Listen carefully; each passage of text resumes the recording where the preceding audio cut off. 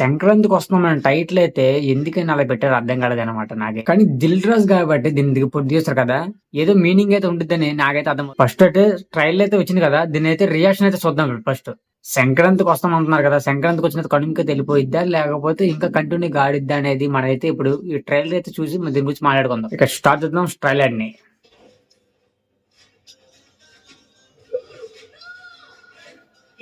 ఏంటంటే చూపిస్తున్నారు అనమాట మనకి.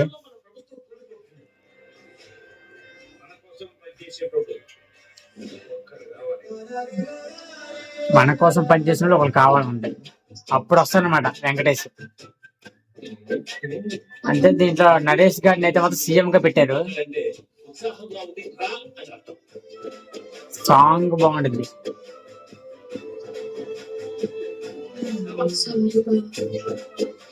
కొద్దిగా కాన్సెప్ట్ అనేది ఒక మిషన్ లాగా ఉండిద్ది అనమాట. అంటే ఒక ఆపరేషన్ టైప్ లో ఉండిద్ది. ఫస్ట్ మనకు చూపించారు కదా, సెకండ్ హాఫ్ నుంచి మనకి హీరోయిన్ సెకండ్ హీరోయిన్ అయితే మాత్రం ఎంటర్ అవుతుంది అనమాట.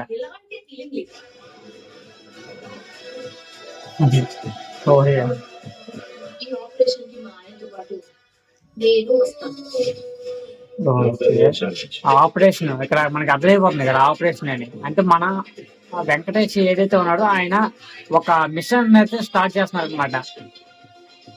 అయితే వాళ్ళ ఆవిడకి అయితే డౌట్ అయితే ఉంటుంది ఆయన మీద కొద్దిగా, అది అర్థమవుతుంది మనకి. కొద్దిగా కామెడీ కూడా ఉందన్నమాట దీంట్లో. నవ్వాల్పించిన అందరూ నవ్వేయచ్చు ఇప్పుడే.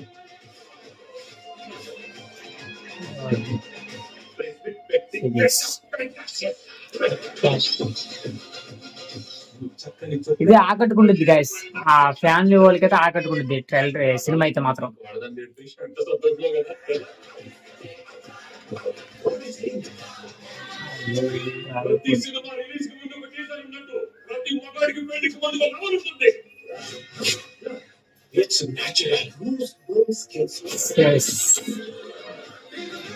దీంట్లో కొంచెం కామెడీగా మనకు చూపించినట్టు అర్థమవుతుంది. మనం నవ్వు అనేది కొద్దిగా రావట్లేదు.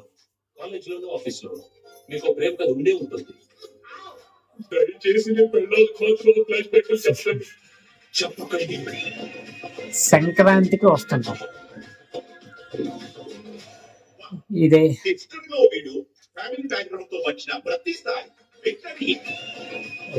సంక్రాంతికి వస్తున్నాం. జాన్ 14th అయితే వస్తుంది అనమాట. ఇది మీరు ఏం ఎక్స్పెక్ట్ చేస్తున్నారు చెప్పండి.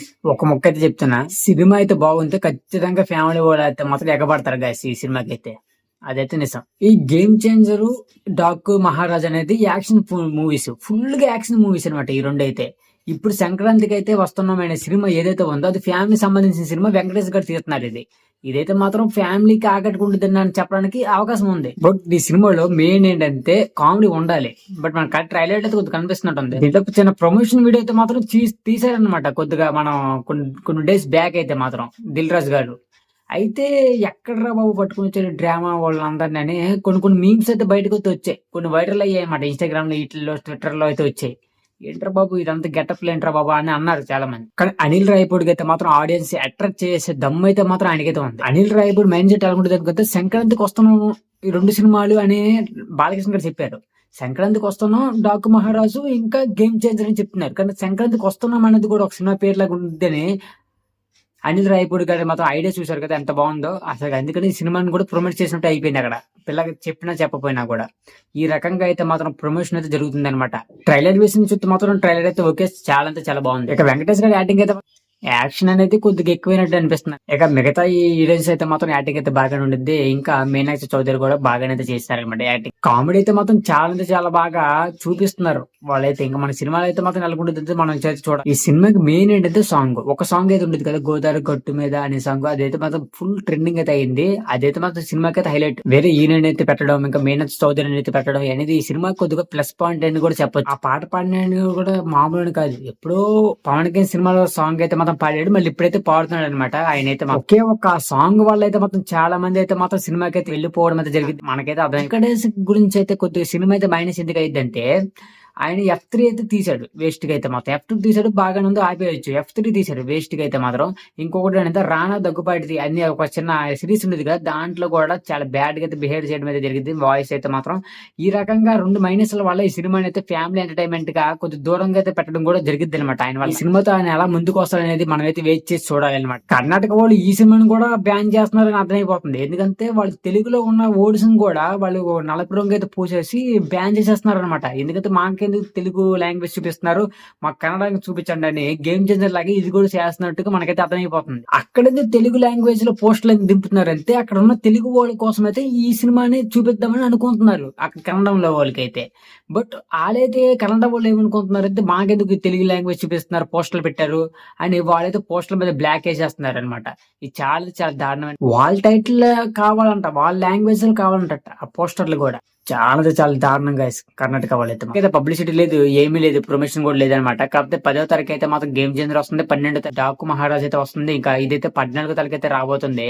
బట్ చూడాలి ఈ సినిమా ఎలా సక్సెస్ అయ్యింది అనేది. ఈ 2 సినిమాల తర్వాత రిలీజ్ చేస్తున్నారంటే ఏదో దీంట్లో అయితే ఉండిద్దని మనం అర్థం చేసుకోవాలి. గేమ్ చేంజర్ బ్లాక్ బస్టర్ కొట్టి సంక్రాంతికి వస్తున్న సినిమా కూడా బ్లాక్ బస్టర్ కొడితే దిల్ రాజ్ గారికి అయితే మాత్రం మామూలు హ్యాపీ అయితే కాదనమాట. సంక్రాంతికి వస్తున్నాం అనేది చాలా తక్కువ అనమాట ఆయన ముందు. కాకపోతే గేమ్ చేంజర్ మీద అయితే ఎక్కువ ఫోకస్ అయితే పెడుతున్నారు, ఆయన అయితే అర్థం చేసుకోవచ్చు. ఇక ఈ ట్రైలర్ గురించి మీకు కామెంట్ అయితే పెట్టండి ఎలా ఉందనేది. ఓకే గైస్, వీడియో ఇక్కడ ఎందుకు చేసిన వీడియో ఇస్తే లైక్ చేయండి, సబ్స్క్రైబ్ చేసుకుని బెల్ ఐకాన్ ఆన్ చేసి నెక్స్ట్ వీడియో కలుద్దాం. Okay bye.